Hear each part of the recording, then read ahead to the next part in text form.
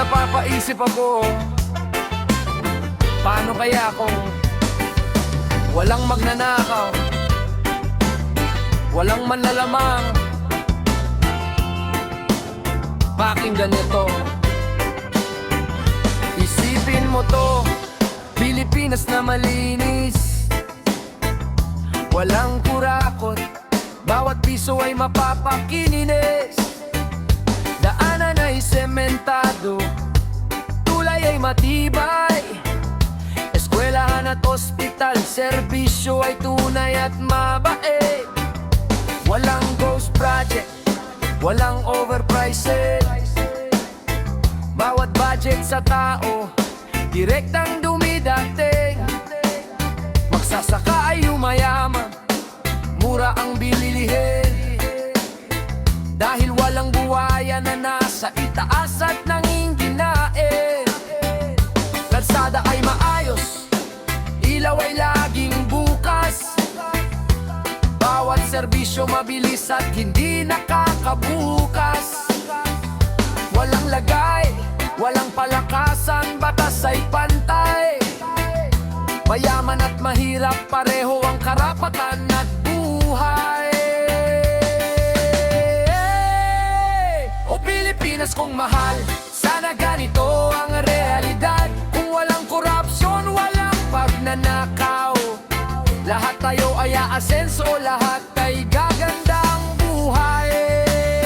O Pilipinas kong mahal, yaman mo ay para sa lahat, hindi sa bulsa ng iilan, kundi sa buong bayan. Isang bansang maunlad, payapa at marangal.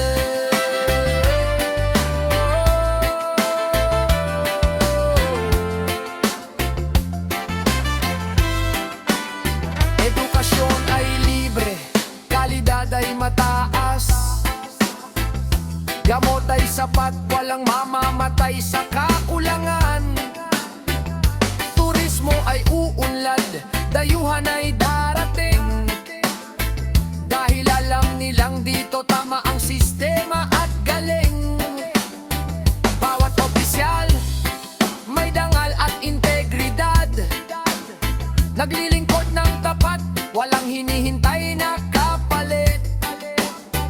Pondo para sa dagat, para sa kalikasan, hindi ibinubulsa kundi para sa kinabukasan.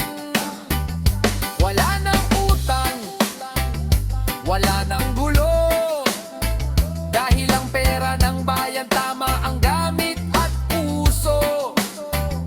Magkakasama tayo, nagtutulungan, yan ang Pilipinas na ating inaasam at pinapangarap lang.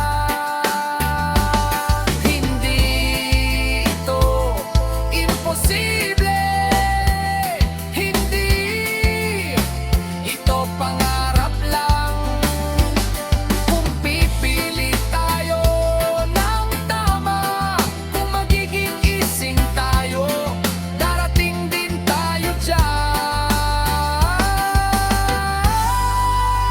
O Pilipinas kong mahal, sana ganito ang realidad. Kung walang korupsyon, walang pagnanakaw, lahat tayo ay aasenso, lahat ay gaganda ang buhay. O Pilipinas kong mahal, yaman mo ay para sa lahat, hindi sa bulsa ng iilan, kundi sa buong bayan.